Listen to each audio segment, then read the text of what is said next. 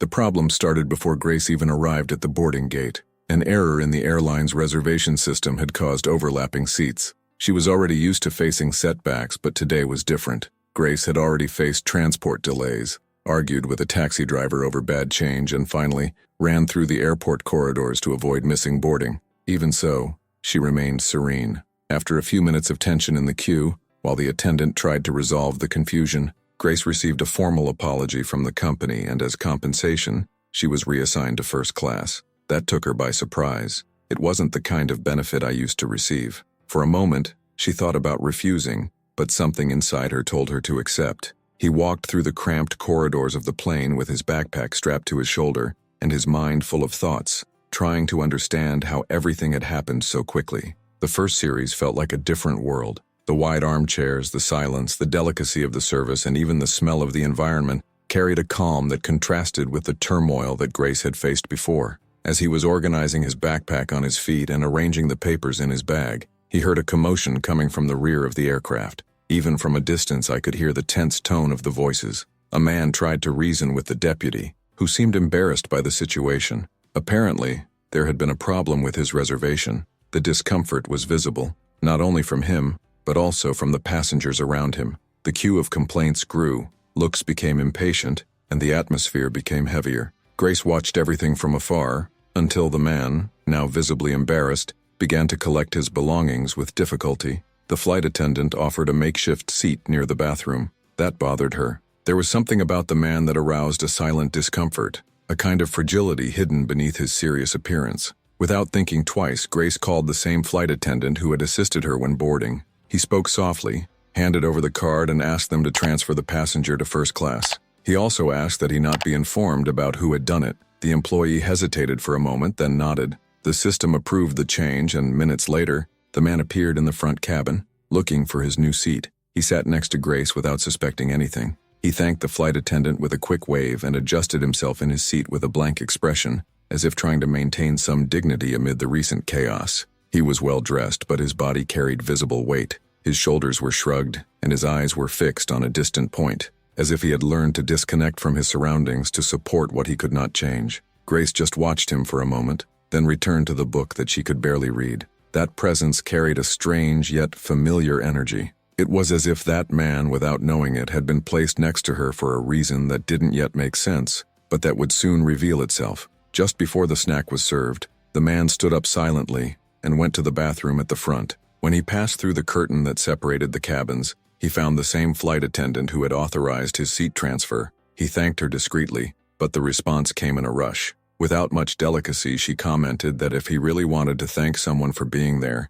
he should thank the girl in the next seat. She was the one who paid the upgrade price without saying a word, and prevented him from being exposed to the humiliation of leaving the plane. He froze for a second as if the information didn't make sense. The flight attendant's voice echoed among the muffled noises in the cabin, but only that sentence seemed to make sense. Thank the girl next door. That repeated in his head as he returned to his seat. When he sat down, he discreetly turned his face and began to observe Grace more closely this time, not with the arrogant look of someone trying to decipher someone, but with the strangeness of someone who doesn't know how to deal with a genuine gesture. Grace, oblivious to the situation, was scribbling absently in the corner of a notepad. His mind was far away, thinking about the accumulated bills, the tight work schedules, and the studies that he insisted on keeping alive, even with his unfair routine. She worked 2 shifts as a waitress, sold sweets to order, and even gave private classes when she had some energy left. In her few hours of rest,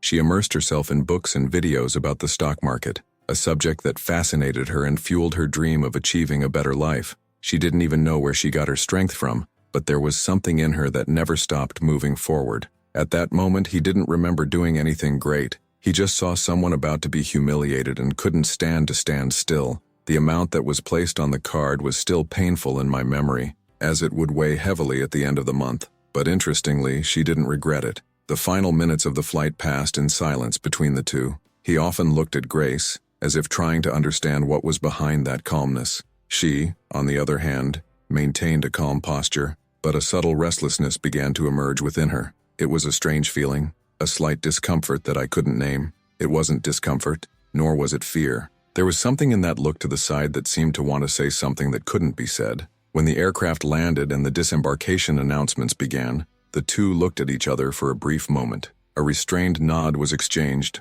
almost imperceptible, but enough to register a silent connection. Grace felt a slight acceleration in her chest, without quite understanding why. Amidst the rush of passengers, each one went in a different direction. No names were said. No words were exchanged. The airport flow swallowed them both as if that meeting had been just one among many others. But something inside her resisted the idea that that was all. That gesture, that exchange of looks, that silence filled with something she couldn't explain, remained firmly in her memory. As she walked towards the baggage claim with her steps dragging and her head full of commitments, Grace was still trying to ignore the strange feeling that she had left something behind on that flight. And without realizing it, I was just at the beginning of a story that would be much bigger than I could imagine. Soon after crossing the arrivals gate, Grace went to the baggage claim, still thinking about that strange feeling of the flight. He quickly picked up his suitcase, an ordinary black one, with a small red ribbon on the handle, and walked towards the exit. It was then that he saw him again. The man on the plane was being surrounded by two security guards in dark suits.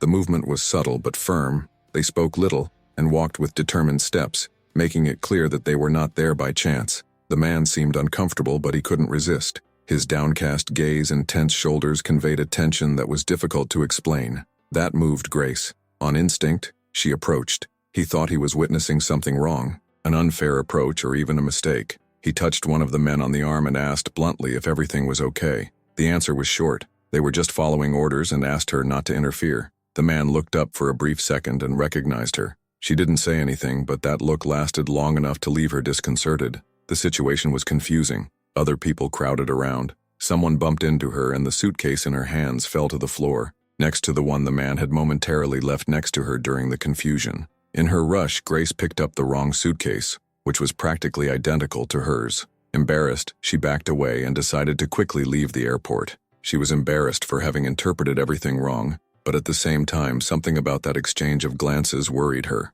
He walked hurriedly towards the exit, carrying luggage that didn't belong to him, without even realizing it. My mind was already focused on the next day's commitments, late bills, accumulated fatigue. He had no idea that such a small slip, mixing up two suitcases in the middle of an unexpected situation, was about to completely change the course of his life. After leaving the airport, Grace went straight to the bus station. She took the first bus to her hometown, where she still lived today and where John, her boyfriend since childhood, also lived. The journey was silent, accompanied only by the muffled sound of the engine and the messages she wrote and deleted on her cell phone, trying to find words to express what she felt, without knowing exactly what it was. John had always been part of his future plan. Since their school days, the two grew up together, supported each other on difficult days and dreamed of a simple life, but built together. When he arrived, he saw John waiting outside the station. The restrained smile and quick hug did not hide the discomfort. Grace felt at the first touch that there was something out of place. He claimed to be exhausted with the work routine and said that everything would return to normal as soon as the pressure phase in the office passed. Grace tried to believe it, although the tone of his words didn't convince even herself. Upon arriving home, John said he would need to go out again, promising that they would talk calmly later. Grace entered the small apartment carrying the changed suitcase. When he opened it, he found sophisticated men's clothing, a refined toiletry bag, an expensive perfume, and documents that made no sense in his reality. He sat down slowly on the sofa, trying to assimilate what he saw. One of the papers caught his attention, an appointment book in 3 languages, a folder with corporate papers, and a clock with a coat of arms he had never seen before. It was clear that that suitcase belonged to someone from a completely different universe than his. Meanwhile, still in the city where the plane had landed, the mysterious man was in his own mansion. In the large, silent room, with walls in neutral tones and soft lighting, he placed his suitcase on the armchair and opened the zipper with the calm of someone expecting to find his belongings. But it only took one look to realize something was wrong. The clothes were simple, feminine, and among them was a notebook with handwritten notes and a transparent folder filled with carefully organized documents. At the top, a resume. As soon as he saw the photo and read the name, he knew exactly who it was. It was hers, the woman on the plane, the same one who had paid her ticket without asking for anything in return. Read the resume more carefully. A young woman with multiple experiences, struggling to maintain her studies while juggling several jobs. At the end, a sentence highlighted his passion for the financial market. That detail caught him. He stood there silent, with the paper in his hands. It wasn't just the generous gesture that attracted attention. Now he saw that there was a whole story behind that calm look and that unexpected attitude, and for some reason he couldn't explain, it affected him more than it should. The next morning, Grace realized she needed to act quickly. The suitcase that was with her did not contain anything she needed, and hers, now lost, held essential documents for a job interview that would take place in the next few days. He tried not to despair. He took a deep breath, took out his cell phone, and began searching for any clues in the papers he found. No direct name, but there was a label with initials discreetly embroidered on one of the internal compartments, and a corporate card forgotten among the documents. That was all he had. With these few details, she went to a customer service center for the company indicated on the card, willing to leave the embarrassment aside if it would help her recover her suitcase. Upon arriving at the address, she was surprised by an imposing building, with a luxurious reception and well-dressed people walking through the polished marble corridors. It was the kind of environment where she felt out of place, but couldn't retreat. He informed reception that he needed to return a bag that had been exchanged at the airport and that he believed belonged to a company executive. While waiting, something bothered her. That company, the name wasn't strange to him, and then, almost by accident, she saw a familiar face passing by at the end of the lobby. John. He wore a suit, carried an elegant briefcase, and spoke on the phone. Grace froze. I had no idea he worked there. She remained paralyzed for a few seconds, before trying to leave discreetly. But it was already too late. John saw her. He cut the call and hurriedly approached. He was visibly nervous, but also relieved to see her. Before she could explain why she was there, he surprised her with a disconcerting proposal. She said that she could no longer bear the emotional distance between them, and that if she really wanted everything to work out, they should start over far away. He proposed marriage and suggested that they move to another country, where they could leave their problems behind. Grace could barely process what she was hearing. I was just there to try to return a suitcase. She had no idea that the search for a lost object would put her face to face with a choice that could change her life for good. Taken by the surprise of the request and the confusion she had felt since returning home, Grace let herself be carried away. The moment felt charged with urgency, as if a negative answer would seal something she wasn't ready to lose yet. John talked about a new life, new beginnings, promises of a different future far away, and although something inside her screamed for caution, the voice of fear was drowned out by the force of need that had been building for years. I said yes, a hesitant yes, almost whispered, but enough for John to immediately start talking about passports, documents, and distant places. Grace smiled on the outside, trying to believe that maybe even without understanding this could work. The following days were filled with paperwork, travel agencies, exchanging messages, and some suspicious phone calls that John always tried to end quickly. Grace tried to ignore the signs that grew in front of her. There was an emptiness in his eyes that she could no longer hide from herself. The preparations continued without the lightness she had expected. Instead, there was an uncomfortable rush, an air of improvisation, and behind it all an invisible wall that kept them apart. Until, without any clear warning, John stopped responding. On the third straight day of silence, he appeared at her house with an envelope in his hands and an unreadable expression. He just said he couldn't continue, that there were things I couldn't talk about, and that no matter how difficult it was, I needed to follow a new path, and he left. Grace tried to understand. He asked him to explain, begged for an answer. He, however, just repeated vague phrases, avoiding your gaze. He said it wasn't about her, that she was a good person, but that he needed to get out of the picture. In desperation, she tried to hold him at the gate, but he was already walking towards the car, ignoring her requests. He didn't look back. He didn't hesitate. She got into the vehicle, accelerated, and disappeared around the bend in the street, seeming to be running away from something that not even she understood. Grace stood still, with her arms hanging, and her body unresponsive. Reality seemed to have been ripped from his hands in seconds. The rain started thin, almost imperceptible. Then it thickened quickly. The drops wet his hair, his clothes, his soul. Grace didn't move. He let his body slide to the wet stone floor, his knees bent, and his eyes fixed on nothing. Everything around was blurring. The promise of a future undone without warning. John's voice still echoed in his ears like a formless whisper. She felt empty, betrayed, lost. That's when the phone vibrated in her bag. She ignored it the first time, but the screen lit up again. He answered with a choked voice. On the other end of the line, an attendant reported that the owner of the exchanged bag had requested a meeting to resolve the confusion. Grace took a while to respond. Still with a shaking hand, he just nodded. That call, without her knowing it yet, was the beginning of a new direction that life was about to take. Grace arrived at the designated location, with her suitcase carefully cleaned and reorganized. The address given over the phone was the same imposing building where he had gone days before to try to return his luggage. Now, with a colder mind, I tried to understand what had really happened. When the receptionist confirmed that someone was waiting for her upstairs, anxiety took over her body. He went up in the elevator with cold hands and a racing heart.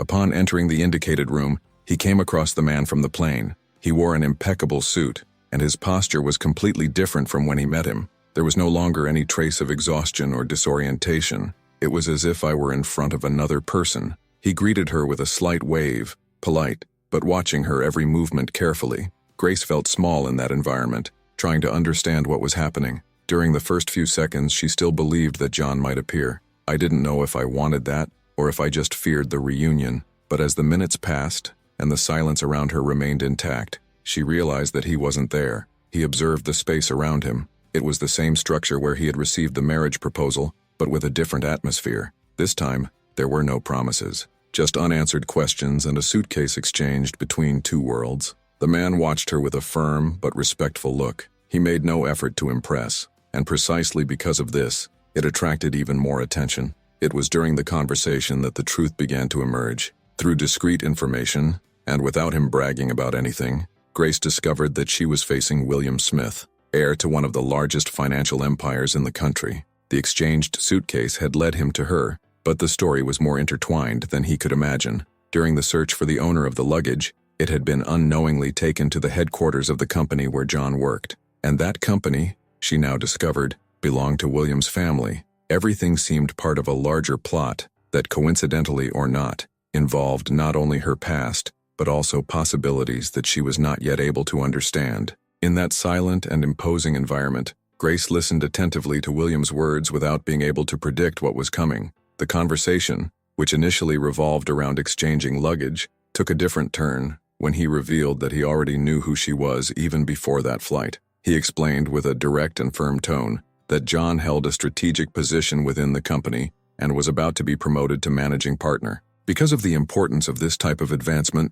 William always made a point of personally conducting a final analysis of the profile of those involved, including behavioral aspects and external relations. It wasn't just a protocol requirement, it was a way to protect the family name and the interests of the corporation. Upon learning that John had a serious relationship with a woman outside the business circuit, he decided to take a closer look. I never imagined, however, that I would meet her by chance on an ordinary flight, nor that this woman would have such a noble and spontaneous attitude. Grace's gesture disconcerted him. In a long time, something that seemed part of a regular company investigation became a real, human encounter that genuinely touched him. William kept his gaze fixed as he said that days after that flight, John was called to a meeting. Until then, this meeting would only serve to formalize his ascension to the new position. But before any documents were presented, John reacted unexpectedly. Visibly tense, he began to justify himself, claiming that he was being persecuted internally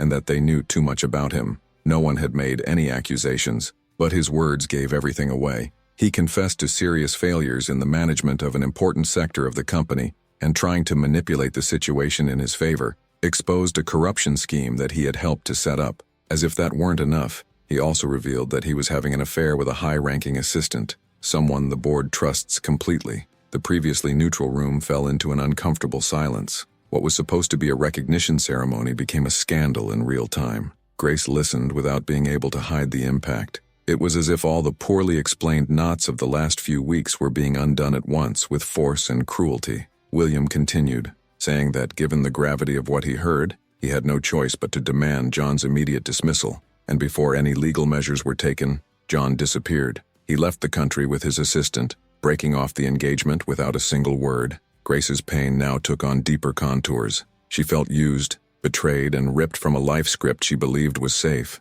But William did not speak with pity. On the contrary, he said that he had read his CV, seen his personal notes, and that gesture on the plane was just a reflection of the real strength he carried. And so, bluntly, he offered her an opportunity to start again, based on merit, based on ability. He said she shouldn't allow her story to be defined by disappointment, and that sometimes what seems like the end is just the right starting point. For a few moments, Grace didn't know what to answer. His mind was still trying to process the avalanche of truths he had just heard. I was shaken, But there was something about that proposal that sounded different from anything I had ever heard. It was not an embellished promise, nor a speech empty of motivation. It was a real opportunity, coming from someone she believed owed her nothing, and that's why perhaps it made so much sense. Still unable to find words, he just nodded with a restrained gesture. I accepted, not out of pride, nor out of escape, but because I knew, deep down, that it was time to turn the page. When I left that room,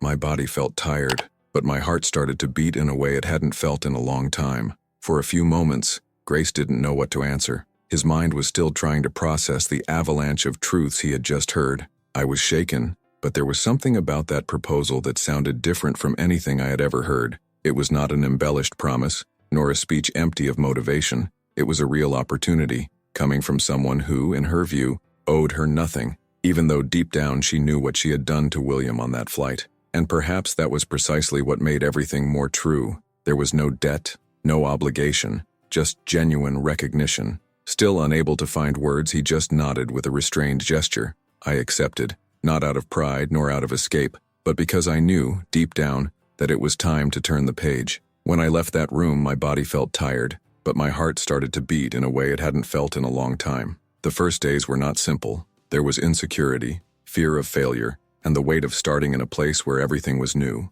But something had changed. Grace started to wake up earlier, review her own studies, and relearn to trust her abilities.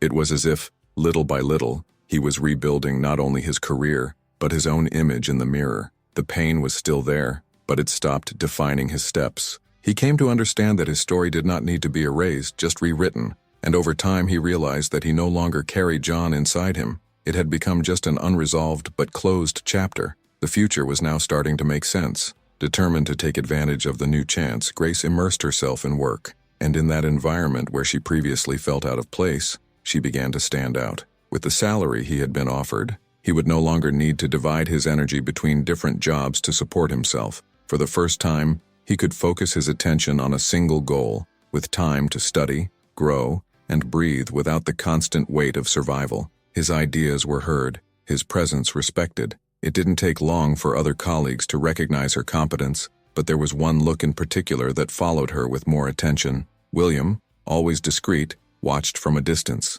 He didn't interfere, he didn't treat with privileges, but in brief moments his gaze crossed hers with a serene intensity, as if remembering the moment it all began. That silent flight connection, a simple gesture, but one that crossed boundaries of class, worlds, intentions. And now, faced with the woman she was becoming, there was something new in his eyes, something that perhaps still took time to be said, but that grew in silence. Grace, in turn, no longer looked for answers from others. He discovered that there are questions that only time answers, and between one meeting and another, between the reports, the challenges of the new position, and the silent days of focus, he began to see more clearly the strength he had cultivated while fighting to survive. Now I could choose consciously, not out of necessity, and with that came the freedom to rewrite your own story without fear of abandoning what no longer served you. He was no longer defined by losses, broken promises, or paths that went wrong. She was whole, safer, and with a vision of the future that didn't depend on anyone but herself. But there was something that remained, discreet, intertwined in time, a look that crossed hers with respect and attention. William did not invade their spaces, nor did he confuse intentions. It was a firm but contained presence. There was gentleness in the way he treated her, and something more in the moments when the silence said it all. Grace felt it too. It was subtle, but real. That inexplicable feeling that had been born on the flight now began to make sense. A calm, silent but constant impulse that reminded her that all was not lost. I didn't need promises, just time. As he left the company that late afternoon, he looked back for a moment. The door was ajar. Maybe fate had just waited for her to have the courage to become who she always was. And now, at last, she was ready to allow something new to blossom where before there had been only pain.